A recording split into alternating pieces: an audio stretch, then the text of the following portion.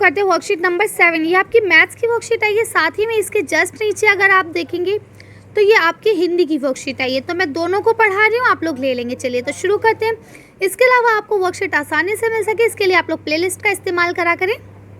Playlist में बना देती हूँ ताकि आपको वर्कशीट्स सारी आसानी से और टाइम टू टाइम मिल जाए।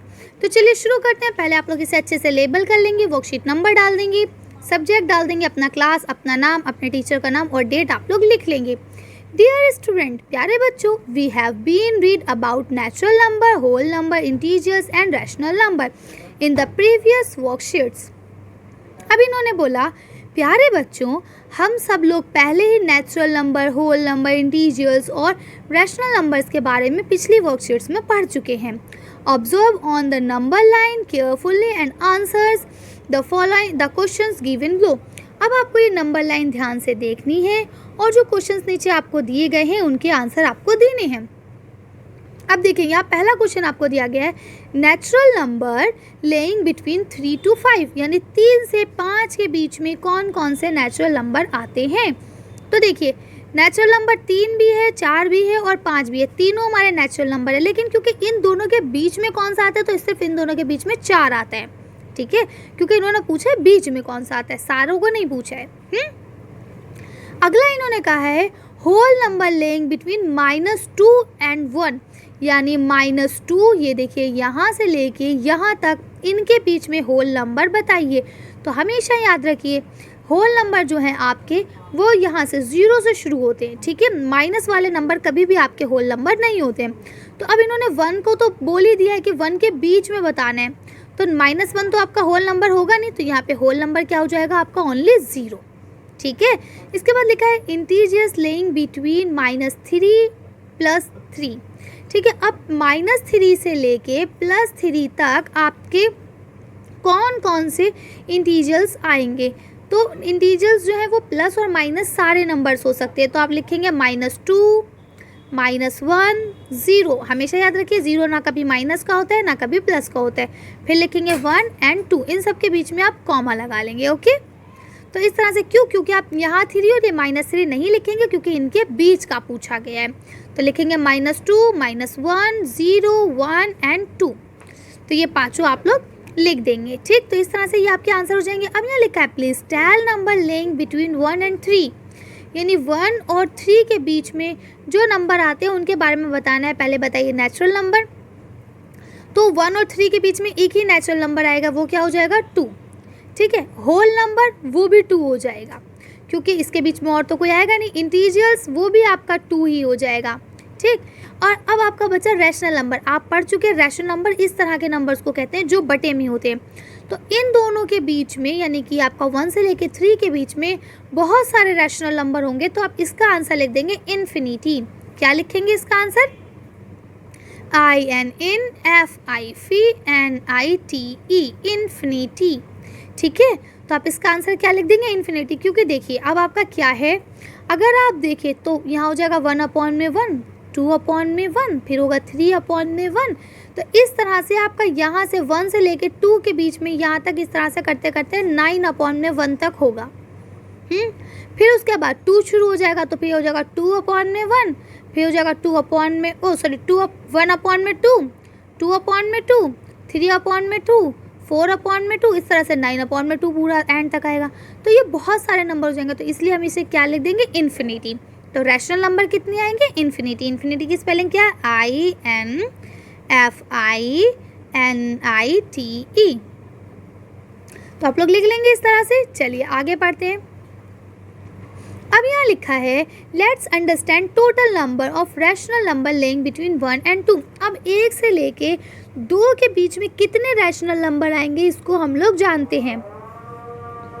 तो देखिए आप पहले ये चीज़ पढ़ चुके हैं, वी कैन राइट 1/10, यानी 10/10, यानी आपको पता है कि 1 के बीच में, 1 से 2 के बीच में 10 नंबर होते हैं। इसी तरह से आपको ये भी पता है कि 2 के बाद 10 नंबर होते हैं, ठीक है। तो रैशनल नंबर क्या हो जाएगा, 10, 11, 12, 13, 14, ठीक है। इसी तरह से 19, 20 पूरे सारे क्या हो जाएंगे, आपके सारे रैशनल नंबर हो जाएंगे। वी कैन सिमिलरली राइट, हम ऐसे भी लिख सकते हैं, अगर हम इसको 100 से मल्टीप्लाई कर देंगे तो 100/100 हो जाएगा और 200/100 हो जाएगा।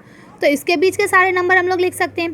सेम इसी तरह से अगर हम दोनों तरफ से 100 से करते हैं तो ये देखिए सेम वैसे ही इन्होंने यहाँ पे दोबारा से लिख दिया है, 1000 वाले लिख दिए हैं। यहाँ इन्होंने 100 लिखा है, ये 1000 से किया है इन्होंने। ये 1000 अपॉन में 1000 है, ये 2000 अपॉन में 100 है। तो ये देखिए 1000 के हिसाब से हो गए। तो इस तरह से आप लोग इसे कर सकते हैं। इसको डिटेल से हम तब समझाएंगे जब आपके नीचे क्वेश्चंस पढ़ेंगे। चलिए अब यहाँ लिखा है we can put infinity rational number 1 and 2, यानी 1 से लेके 2 के बीच में हम लोग इन्फिनिटी नंबर लिख सकते हैं। So infinity rational number lie between 2 numbers. तो यानी कि अगर दो नंबर्स के बीच में हमसे पूछा जाए कि इनके बीच में कितने इंटीजर्स हैं, कितने रैशनल नंबर हैं, तो वो क्या हो जाएंगे, इन्फिनिटी हो जाएंगे। ठीक है, अब आपका यहाँ देखिए पहला एग्जाम्पल आपको दिया गया, how we will find rational number between 1/3 and 1/2, यानी 1/3 और 1/2 में अगर हमारे रैशनल नंबर हमें जानने तो हम कैसे जानेंगे। तो देखिए नीचे वालों को क्या कहते हैं, डिनोमिनेटर। तो कल का denominator of rational number should be equal, यानी हमेशा याद रखिए जब भी हमें रैशनल नंबर निकालने हैं तो नीचे का जो डिनोमिनेटर है वो इक्वल होना चाहिए। तो इसके लिए हम क्या करते हैं, दोनों डिनोमिनेटर्स का एलसीएम ले लेते हैं। क्या करते हैं, एलसीएम। तो 2 3 6, एलसीएम क्या आया, 6। अब हम क्या करते हैं, देखिए ये आपका 1/3 और ये आपका 1/2 है ना, सॉरी यहाँ एंड आएगा। ठीक, अब हम क्या करते हैं, इस 2 से इसको और इसको मल्टीप्लाई करते हैं और इस 3 से इसको और इसको मल्टीप्लाई करते हैं। आई समझ में, दोबारा समझाती हूँ। 1/3 है और 1/2 है, यही है। अब हम क्या करेंगे, इस 2 से दोनों तरफ मल्टीप्लाई करेंगे, यानी हम ऐसे लिखेंगे 2/2। ठीक है, और इस 3 से दोनों तरफ मल्टीप्लाई करेंगे, यहाँ हम लिखेंगे 3/3। आई समझ में बात। तो जब हम इस तरह से लिखेंगे, जैसे कि आप यहाँ देख सकते हैं 1 × 2 3 × 2, पहले वाले में देखिए दोनों को 2 से मल्टीप्लाई कर दिया। तो 2 1 2 और 2 6 12 हो जाएगा। ठीक, अब उसके बाद इन्होंने बोला इसको करना है। तो देखिए यहाँ आपको क्या किया है, 1/2 था तो दोनों को 3 से करा, तो देखिए मल्टीप्लाई 3 तो 3 1 3 3 2 6। अब क्या होता है, अब हमारा आंसर नहीं आ पाएगा। 2/6 और 3/6 के बीच में से हम 5 नंबर नहीं निकाल सकते। तो इसको हम दोनों तरफ 10 से मल्टीप्लाई कर देंगे। किससे मल्टीप्लाई करेंगे, 10 से। तो जो 2 है वो 20 और जो 6 है वो 16, जो 3 है वो 30 और जो 6 है वो 60 हो जाएगा। ये मैथ्स का फॉर्मूला है, ये हम अपने आप से लगा सकते हैं। अब क्या होगा, इन दोनों के बीच के रैशनल नंबर अब आप आराम से निकाल सकते हैं। 20/60, 21/60, 22/60, इस तरह से जितने हैं आप चाहें 30/60 तक जितने दिल चाहे आप ले सकते हैं। अब उन्होंने 5 बोले तो आप कोई भी 5 नंबर उन्हें दे दें। सेम इसी तरह से आप देखिए यहाँ पे आपको इन्होंने एक और एग्जाम्पल दिया है, एग्जाम्पल नंबर 2। तो लिखा how we will find rational number between 3 and 1/5। अब अगर 3 और 1/5 है, इसके बीच का रैशनल नंबर निकालना है तो कैसे निकालेंगे। तो देखिए आपको पता होना चाहिए 3 के नीचे 1 है और यहाँ क्या हो जाएगा 1/5। तो अब आप पहले की तरह ही करेंगे, इस 5 से इसको और इसको मल्टीप्लाई करेंगे और इस 1 से इसको और इसको मल्टीप्लाई करेंगे। ठीक, तो क्या होगा आपका आंसर, देखिए इस तरह से यहाँ इन्होंने कर लिया। आपका आंसर 5 आया नीचे और ऊपर आया 15। तो अब आप 1/5 और 15/5 के बीच में बहुत सारे नंबर निकाल सकते हैं। इसी तरह से इसका इन्होंने एक अल्टरनेटिव एग्जाम्पल मेथड भी आपको बताया है कि अगर आप ऐसे नहीं करना चाहें तो आप लोग इस तरह से भी कर सकते हैं। ठीक, तो ये देखिए यहाँ इन्होंने अल्टरनेटिव मेथड क्या बताया कि 2 से पहले डिवाइड करो और फिर एडिंग करो रैशनल नंबर को। ठीक है, और इसी तरह से जो आपका आंसर आता है उसको करना। तो ये आपका एक और अल्टरनेटिव है, इसको भी आप देख लेंगे, लेकिन ये थोड़ा सा मुश्किल होता है। ये वाला आसान होता है, आप लोग इसे ही याद करेंगे ताकि आप कंफ्यूज ना हो। चलिए अब आपका अगला क्वेश्चन यहाँ दिया गया है, find 4 rational number between 1/2 and 5/7। 1/2 और 5/7 के बीच के 4 रैशनल नंबर आपको निकालने हैं। चलिए इसका आंसर देखते हैं। अब आप देखिए मैंने क्या करा, 1/2 और 5/7 दोनों रख लिए। अब दोनों के डिनोमिनेटर का हम पहले एलसीएम लेंगे, तो 2 7 से कितना हो जाएगा 14। ठीक है, अब क्या करना है, पहले की तरह इस 7 से इस 2 को और 1 को दोनों को मल्टीप्लाई करेंगे और इस 2 से 5 और 7 दोनों को मल्टीप्लाई करेंगे। ठीक, तो देखिए अब यहाँ हमने ये वाला देखिए एज इट इज लिखा और दोनों तरफ 7 से मल्टीप्लाई करा, तो 7 1 7, 7 2 14। ठीक, अब इसको यहाँ रखा देखिए 5/7 और इस 2 से मल्टीप्लाई करा, तो 2 5 10, 2 7 14। तो अब देखिए आपका डिनोमिनेटर 7 यानी 14 आ गया। तो अब क्या है, 7 से 10 के बीच में यानी 7/14 और 10/14 के बीच में से हम 4 रैशनल नंबर नहीं ले सकते। इसीलिए हम क्या करेंगे, बोथ साइड मल्टीप्लाई बाय 10, यानी दोनों साइड्स को 10 से मल्टीप्लाई करेंगे। देखिए तो ये 7/14 को 10 से मल्टीप्लाई करेंगे तो ये हो जाएगा, और सेम इसी तरह से 10/14 को 10 से मल्टीप्लाई करेंगे तो ये आपका ये हो जाएगा। ठीक, अब आप देखें तो आपका आंसर क्या आया, 17/140 और 100/140। ठीक है, तो अब आप इन दोनों के बीच में से बहुत सारे रैशनल नंबर निकाल सकते हैं। तो ये देखिए यहाँ मैंने सारे आपको रैशनल नंबर लिख दिए। अब आप इसमें से कोई भी 4 या 5 जितने रैशनल नंबर उन्होंने कहे आप इसमें से दे सकते हैं। चलिए नेक्स्ट क्वेश्चन पढ़ते हैं अब हम लोग। अब आपका ये नेक्स्ट क्वेश्चन दिया गया है कि find 5 rational number between 2 and 4/5, यानी 2 और 4/5 के बीच में आपके 5 रैशनल नंबर आपको बताने हैं। तो चलिए इसका आंसर हम लोग देखते हैं। तो अब आप देखिए, आपको पता है 2 4/5, ठीक है, तो जिसके नीचे कुछ नहीं होता उसके नीचे 1 होता है। तो हमने देखें यहाँ 2 को क्या कर दिया, 2/1 कर दिया, और 4/5 वो ऐसे ही रहा। अब हमने डिनोमिनेटर्स का एलसीएम किया, तो 1 का और 5 का एलसीएम लिया, तो 5 1 5 ही आंसर आ गया। अब हम क्या करेंगे, दो पहले की तरह कि नीचे वालों से, जैसे 2/1 है तो इसको हम किससे मल्टीप्लाई करेंगे, 5 से। ये भी बताया था ना मैंने आपको कि जैसे आपका मान लीजिए 2/1 है तो उसको आप 5 और 5 से मल्टीप्लाई करेंगे तो आपका आंसर कितना आ जाएगा, 5 2 10 और अपॉन में 5। अब ये 4/5 है तो 4/5 को आप किससे मल्टीप्लाई करेंगे, 1 से, क्योंकि उसका डिनोमिनेटर 1 है, तो 4 1 4 हो जाएगा, 5 1 5 हो जाएगा। तो इस तरह से ये देखिए, ये मैंने आपको करके दिखा दिया है। तो अब आपका आंसर क्या आया, 10/5 और ये आया 4/5। तो अब 10 से 4 के बीच में आपको आराम से 5 रैशनल नंबर मिल जाएंगे। देखिए 5/5, 6/5, 7/5, 8/5, 9/5। ठीक है, 10/5 में खुद दिया ही हुआ है, तो आप इस तरह से इसको आसानी से कर लेंगे। तो चलिए अब हम लोग इसके आगे हिंदी की जो वर्कशीट आई है उसको पढ़ लेते हैं, फिर वीडियो को ख़त्म करेंगे। देखिए अब हम लोग यहाँ पे 8th क्लास की जो आपकी वर्कशीट हिंदी की आई है, वर्कशीट नंबर 7, इसको भी साथ में पढ़ लेते हैं। तो देखिए सबसे पहले आप लोग इसे अच्छे से लेबल कर लेंगे, वर्कशीट नंबर डाल देंगे, डेट डाल देंगे, अपने क्लास टीचर का नाम, अपना नाम। आज हम क्या पढ़ेंगे, बस की यात्रा, जो भी हमने पिछले उसमें भी पढ़ा है उसी को हम आज कंटिन्यू कर रहे हैं, तो इसी चैप्टर को हम पढ़ेंगे। देखिए मैं आपसे एक रिक्वेस्ट करना चाहती हूँ, अगर आप लोग चाहें तो आपको स्कूल से किताबें मिल चुकी हैं, इन सारे चैप्टर्स को आप लोग अपने तौर पे घर पे रीडिंग कर लें। अगर उसके बाद आपके कोई सवाल होते हैं कि मैम इसमें ये चैप्टर में क्या बोला, मेरे को समझ में नहीं आया, इस तरह से अगर कोई सवाल है तो उसके लिए आप हमारी ये चैप्टर वाली वीडियोस देख लें। मैंने अलग से चैप्टर वाली वीडियोस भी बनाई हैं, ठीक है। और उसके बावजूद अगर आपको कुछ समझ में नहीं आता है तो आप मुझे कमेंट्स कर सकते हैं। इसके अलावा अपने टीचर को भी कॉल करके पूछ सकते हैं, है ना। तो उससे ये रहेगा कि आपको जब वर्कशीट आएगी तो आपको ये करना बहुत आसान हो जाएगी, ठीक। तो इसलिए मेरी आपसे ये पर्सनली रिक्वेस्ट है कि आप लोग जब इसे अच्छे से पढ़ लेंगे तो आप लोगों को और अच्छे से समझ में आएगा कि अच्छा यहाँ पे ये बात हो रही है। अब ये जो पैराग्राफ है इसे मैंने अभी पढ़ा तो ये इतना कॉमेडी का है, इतनी हंसी का है, लेकिन तब जब आपको ये चीज़ें समझ में आए, और उसके लिए आपको ये चैप्टर पहले से पूरा एक साथ बैठ के पढ़ेंगे ना तो ज़्यादा मज़ा आएगा। चलिए तो अब हम लोग इसे शुरू करते। देखिए क्या लिखा है। अभी आपको पता था कि लेखक जिस बस पे बैठने वाला था वो बस की हालत बहुत ख़राब थी, और लेखक ने इस चीज़ को भी मज़ाहिया अंदाज में यानी हंसी मजाक के अंदाज में बोला है। तो अब देखिए आगे हम लोग पढ़ते हैं क्या लिखा है। इंजन सचमुच स्टार्ट हो गया, यानी अब उन्हें तो उम्मीद थी कि स्टार्ट होगा नहीं, लेकिन इंजन स्टार्ट हो गया, ऐसा जैसे सारी बस ही इंजन है। अब क्या बोल रहे हैं, देखो ऐसा लगा कि सारी बस इंजन है। अब देखिए यहाँ हंसने की बात है, कैसे, क्योंकि जब गाड़ी स्टार्ट होती है अगर उसका इंजन ख़राब होता है ना तो पूरी बस हिलती है, ठीक। अब वही चीज़ है कि उसका इंजन ख़राब है, वो इतनी कबाड़ा बस है तो पूरी बस हिल रही है इंजन स्टार्ट होने की वजह से। तो ऐसा लग रहा था कि जैसे हम इंजन के भीतर ही बैठे, यानी इंजन के अंदर ही हम बैठे हुए हैं।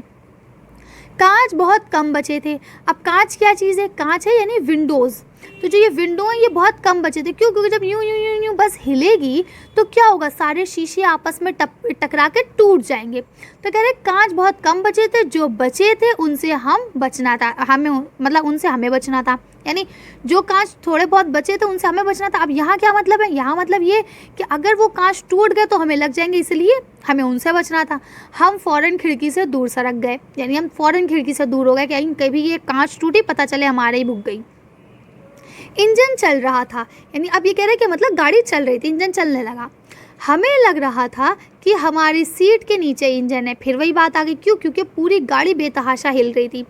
बस सचमुच चल पड़ी और हमें लगा कि ये गांधी जी के असहयोग और सविनय अवज्ञा आंदोलन के वक्त आवश्यक जवान होगी। यानी अब ये क्या बोलते हैं कि अब देखिए ये अभी की बात है, और गांधी जी का सविनय अवज्ञा आंदोलन, ये सब चीज़ें कब की हैं? 1900 की बात है। ठीक, तो अब ये क्या कह रहे हैं कि उस वक्त ये जवान होगी, यानी अब आजकल ये बूढ़ी है, तो इसका मतलब ये उस सन में ये जवान होगी। और ये गांधी जी के द्वारा चलाए गए 2 आंदोलन थे। इन आंदोलन का मतलब ही ये था कि हम अंग्रेज़ों के ख़िलाफ़ जाएंगे और जो वो बात कहेंगे हम उसका बिल्कुल अपोजिट करेंगे। हम उनकी चीज़ों को ना लेंगे ना कुछ करेंगे। हम अपने देश की तरक्की के लिए अपने देश में ही चीज़ों को बनाएंगे और अपने ही देश की चीज़ों को सपोर्ट करेंगे। तो असहयोग, जैसा कि आप उसके नाम से ही समझ रहे हैं कि हमें सहयोग नहीं करना है, किसका? अंग्रेज़ों का। तो वही कह रहे हैं उसी वक्त की जवान रही होगी। और ये आगे क्या लिखा है? उससे ट्रेनिंग भी मिल चुकी है, यानी इस बस ने ट्रेनिंग भी ली है गांधी जी से। किस लिए? असहयोग आंदोलन के लिए। क्यों? क्योंकि देखिए इसका हर हिस्सा एक दूसरे से असहयोग कर रहा है, यानी कोई भी हिस्सा एक दूसरे के साथ नहीं। जब जाहिर सी बात है बस ऐसे करके वाइब्रेट होगी तो कोई चीज़ इधर भागेगी तो कोई चीज़ इधर भागेगी। उसी चीज़ को ये हंसी के पैराए में आपको बताने की कोशिश कर रहे हैं कि ज़रूर ये बस जो है असहयोग आंदोलन की है, तभी इसका हर एक हिस्सा आपस में एक दूसरे से अलग है। कोई किसी के साथ सहयोग करने को नहीं मान रहा है। पूरी बस सविनय अवज्ञा आंदोलन के दौर से गुजर रही है। क्यों? क्योंकि कोई भी एक दूसरे का सपोर्ट करना नहीं चाह रहा है। सीट का बॉडी से सहयोग नहीं है, यानी सीट जो है वो अलग है, बॉडी अलग ही अलग है। सीट लेफ्ट अब वाइब्रेट होती है तो बॉडी अलग वाइब्रेट हो रही है। ठीक, ऐसा इसलिए हो रहा है क्योंकि देखिए बॉडी जो है वो सीट के बनिस्बत हल्की है। बॉडी पूरे बॉडी के अंदर है इंजन, और सीट जो है बॉडी के ऊपर बनी हुई है। तो इस तरह से अपने वॉल्यूम, अपने वज़न की वजह से दोनों में जो वाइब्रेशन हो रही है वो कहीं ना कहीं थोड़े सा डिफरेंट है। इसी वजह से वो ये कह रहे हैं कि जो सीट है वो बॉडी के साथ सहयोग नहीं कर रही है, अलग भाग रही है। कभी लगता है कि सीट बॉडी को छोड़कर आगे निकल गई है और कभी लगता है कि सीट को छोड़कर बॉडी आगे भागी जा रही है। ठीक, कहने का मतलब ये है कि वो इतनी ख़राब हालत है उस बस की कि हम कह ही नहीं सकते कि क्या होने वाला है। 8-10 मील चलने के बाद, यानी 8-10 किलोमीटर चलने के बाद क्या हुआ? सारे भेदभाव मिट गए। यानी अभी तो कुछ पता भी चल रहा था कि सीट भाग रही है या बॉडी आगे भाग रही है। जब 8-10 किलोमीटर चल दी तो उसकी हालत और ख़राब हो चुकी। तब हमें यही समझ में नहीं आता था कि हम सीट पर बैठे हैं या सीट हमारे ऊपर बैठी है। ठीक, अब देखिए कितनी कॉमेडी वाली बातें हैं ये सारी। अब अगर आप इसको एक लाइन से पढ़ते चलेंगे ना तो आपको बहुत इंटरेस्ट आएगा और आपको हंसी भी आएगी। हो सकता है अभी आपको यहाँ हंसी नहीं आ रही हो, लेकिन जब आप इसे पढ़ेंगे तो आपको बहुत हंसी आएगी इस चीज़ को सुनने में और समझने में। अब यहाँ शब्दार्थ दिए गए। देखिए सविनय अवज्ञा आंदोलन क्या है? ये आंदोलन गांधी जी के द्वारा 1930 में चलाया गया एक आंदोलन था। ठीक है, अब ट्रेनिंग का माने क्या होता है? सीख। अब जैसे मैं आपको पढ़ने की ट्रेनिंग दे रही हूँ तो ये एक तरह से आपको सीख ही तो मिल रही है। ठीक है, दौड़ माने होता है ज़माना। असहयोग मतलब होता है एक दूसरे का साथ ना देना। भेद माने होता है अंतर। ठीक है, तो आप लोग इसे कर लेंगे। अब देखिए नेक्स्ट क्या लिखा है यहाँ पे? अब गद्यांश के आधार पर निम्नलिखित प्रश्नों के उत्तर दीजिए। अब आपको जो ऊपर पैराग्राफ पढ़ा है उसके अकॉर्डिंग आपको क्वेश्चंस के आंसर देने हैं। अब पहला क्वेश्चन दिया है, ऐसा जैसे सारी बस ही इंजन है और हम इंजन के भीतर बैठे हैं, लेखक को ऐसा क्यों लग रहा था? चलिए इसका आंसर देखते हैं। आप इसका आंसर यहाँ से लिखेंगे कि ऐसा जैसे सारी बस इंजन है और हम इंजन के भीतर बैठे हैं, लेखक को ऐसा इसलिए लग रहा था क्योंकि चलते समय सारी बस का हर हिस्सा ज़ोर ज़ोर से हिल रहा था, जैसे मानो कि बस नहीं वो पूरा इंजन है। ठीक, तो आप इसका आंसर यहाँ से यहाँ तक पूरा लिख लेंगे। चलिए नेक्स्ट क्वेश्चन पढ़ते हैं। नेक्स्ट क्वेश्चन है क्वेश्चन नंबर 2। सविनय अवज्ञा आंदोलन 1930 में महात्मा गांधी के नेतृत्व में अंग्रेजी सरकार से असहयोग का संविधान प्राप्त करने के लिए किया गया था। इसमें अंग्रेजी सरकार के साथ सहयोग ना करने की भावना थी। यानी कि क्या मतलब था इनका? मतलब ये था कि हमें हमारे हाल पे छोड़ो और तुम लोग यहाँ से जाओ। इसीलिए ये आंदोलन चलाया था हिंदुस्तानियों ने कि अंग्रेज़ों यहाँ से जाओ, हम तुम्हारा किसी चीज़ के लिए सहयोग नहीं करेंगे। ठीक है, तो कह रहे लेखक ने सविनय अवज्ञा आंदोलन का उपयोग बस के संदर्भ में क्यों किया होगा, समझकर बताइए। चलिए इसका आंसर देखते हैं। तो आप इसका आंसर यहाँ से लिखेंगे कि लेखक ने सविनय अवज्ञा आंदोलन का उपयोग बस के संदर्भ में इसलिए किया है क्योंकि पूरी बस है वो पूरी तरह से हिल रही थी, जिसके कारण ऐसा महसूस हो रहा था कि बस का हर हिस्सा एक दूसरे के खिलाफ है और कोई किसी का भी सहयोग नहीं करना चाहता। ठीक, तो इस तरह से आप ये पूरा आंसर लिख लेंगे। अगर कोई कन्फ्यूज़न है तो आप लोग कमेंट्स करके पूछ सकते हैं, मैं आपका रिप्लाई करूँगी। चलिए आगे देखते हैं। अब आपका यहाँ नेक्स्ट क्वेश्चन दिया गया है, क्वेश्चन नंबर 3 है कि प्रस्तुत गद्यांश में बहुत से अंग्रेजी शब्द आए हैं, कोई 4 अंग्रेजी शब्द ढूंढ कर लिखिए। तो अब आपको जो ऊपर गद्यांश दिया गया है उसमें बहुत सारे इंग्लिश के शब्द को यूज़ किया गया है, तो आपको उनमें से कोई 4 शब्द को लिखना है। चलिए इसका आंसर देखते हैं। अब देखिए इस गद्यांश में जितने भी आए थे ना, मैंने ज़्यादातर सारे ही लिख दिए हैं कि देखिए पार्ट में engine, seat, body, start, training आदि जैसे अंग्रेजी शब्दों का इस्तेमाल हुआ है। ठीक, तो अब आप इसमें से कोई 4 लिख दें, चाहे तो सारे भी लिख दें, कोई परेशानी की बात नहीं है। मैंने आदि इसलिए लगाया है क्योंकि हो सकता है एक आध और शब्द हो जो मेरी नज़र से निकल गया हो, है ना, तो इसलिए मैंने यहाँ पे आदि लिख दिया है। चलिए अगला क्वेश्चन पढ़ते हैं। अब देखिए, अब आपका चौथा क्वेश्चन यहाँ दिया गया है, ये आपकी गतिविधि है, ये आपको खुद करना है। क्या लिखा है? सविनय विज्ञान आंदोलन, ठीक है, या असहयोग आंदोलन, दोनों में से जो भी के बारे में जानकारी एकत्रित कीजिए, दोनों के बारे में। ठीक है, दोनों के बारे में आपको जानकारी लेने।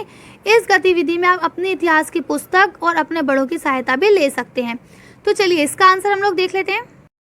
तो अब देखिए यहाँ पे सविनय अवज्ञा आंदोलन क्या है? इसकी शुरुआत नमक कानून के उल्लंघन से हुई थी। जब नमक को बेचना शुरू कर दिया था तो उस वजह से गांधी जी ने इसको शुरू करा था। उन्होंने समुद्र तट के एक गांव डांडी यानी गुजरात में नमक कानून को तोड़ा था और मार्च 1930 में महात्मा गांधी के नेतृत्व में अंतर्राष्ट्रीय आंदोलन ने एक नई दिशा इख्तियार की, जिसकी शुरुआत सविनय अवज्ञा आंदोलन और डांडी मार्च से हुई। तो ये एक आपका आंदोलन था जिसकी शुरुआत गांधी जी ने की थी। ठीक है, और किस लिए हुई थी इसकी शुरुआत? इसकी शुरुआत नमक कानून के तोड़े जाने से हुई थी। तो इस तरह से आप लोग इसे लिख लेंगे। अगर आपको और ज़्यादा चाहिए तो आप लोग गूगल पे सर्च कर सकते हैं, अपनी किताबों से पढ़ सकते हैं। फिलहाल आपको आंसर के लिए इतना ही बहुत है। चलिए दूसरा वाला पढ़ते हैं हम लोग। अब है आपका असहयोग आंदोलन। तो असहयोग आंदोलन 5 सितंबर 1920 को महात्मा गांधी द्वारा स्वशासन के उद्देश्य से शुरू किया गया था कि यानी हमें हमारा स्वशासन वापस दो, जो चीज़ है हमारी वो हमें दो, सारी सत्ता सब कुछ हमारे देश की बागडोर हमारे हाथ में दो, हिंदुस्तानियों के हाथ में दो। और पूर्ण स्वतंत्रता प्राप्त करने के रूप में भारतीय राष्ट्रीय कांग्रेस, जिसे आज हम लोग कांग्रेस पार्टी कहते हैं, ने 21 मार्च 1919 के रॉयल अधिनियम, ठीक है, और जलियांवाला बाग के बाद ब्रिटिश सुधार के लिए अपना समर्थन वापस ले लिया था। और ये कब तक चला था? 1919 13 अप्रैल लगभग यहाँ तक चला था। इसके बाद जो है फिर मतलब ये चीज़ें शुरू हुई थी, इसी के तहत ये असहयोग आंदोलन शुरू हुआ था। और जब तक ये अंग्रेज़ चले नहीं गए तब तक ये किसी ना किसी तरीके से चलता रहा। ठीक है, जिसको जैसे आज हम लोग मोदी जी कह रहे हैं कि आप लोग चाइना की चीज़ों का बाइकआउट करें, इसी तरह से उस ज़माने में गांधी जी ने कहा था कि आप अंग्रेज़ी चीज़ों का बाइकआउट करें, उनको ना यूज़ करें। ठीक है, तो इस तरह से यह वीडियो कंप्लीट होती है। चलिए आगे देखते हैं कि शायद उसमें और कुछ भी दिया है हमें। अब देखिए आपकी वर्कशीट तो कंप्लीट हो गई है, लेकिन यहाँ आपको एक नोट दिया गया है जिसमें लिखा है कि आप पहले कार्य पत्रिका में पढ़ा कि ये हरिशंकर परसाई के द्वारा रचित एक व्यंग है। व्यंग माने क्या होता है? आप पढ़ चुके हैं, जिसमें हंसी मजाक से पूरी बात को कह दिया जाता है, लोगों को ताना दे दिया जाता है और पढ़ने वाले को ये चीज़ मतलब वो हमसे लड़ नहीं सकता। हम उसकी सारी सच्चाई उसके ऊपर वाजे भी कर देते हैं कि भाई देखो तुम्हारे अंदर ये कमियाँ हैं, और उसके बावजूद वो हमसे लड़ नहीं सकता। इसे हंसी मजाक के पढ़ाई में कहते हैं। ठीक है, इसको हम क्या कहते हैं? व्यंग कहते हैं। ठीक, अब आपको ये पिछली वीडियो में भी ये चीज़ें बताई गई हैं। तो अब आपको यहाँ बोल रहे हैं कि लेख को या पाठ को यदि एक साथ पूरा पढ़ा जाए तो आप इसका पूरे का आनंद ले सकते हैं, यानी आपको पूरे से मज़ा ले सकते हैं, जैसे कि मैंने अभी आपसे ऊपर पहले ही कह दिया था। ठीक है, और आप अपनी जो आपकी पुस्तिका है वसंत, उसको एक बार पूरा पढ़ें इस चैप्टर को, तो आपको ज़्यादा अच्छे से इससे पढ़ने में मज़ा आएगा। उसके बाद ये देखिए आपको कोविड-19 के संदर्भ में एक सुझाव दिया गया है कि आप लोग अगर कोरोना वायरस से बचना चाहते हैं, इसके प्रति लड़ना चाहते हैं, तो जब भी घर से बाहर निकले, कहीं भी जाएँ, तो आप मास्क लगा कर जाएँ। तो इस तरह से आज की वर्कशीट को हम लोग यही खत्म करते हैं। आज की वीडियो में बस इतना ही। अगर आपको हमारी वीडियो पसंद आई हो तो प्लीज़ इसे लाइक और शेयर करें। अगर अभी तक आपने हमारे चैनल को सब्सक्राइब नहीं करा तो प्लीज़ हमारे चैनल को सब्सक्राइब करें। Thank you for watching.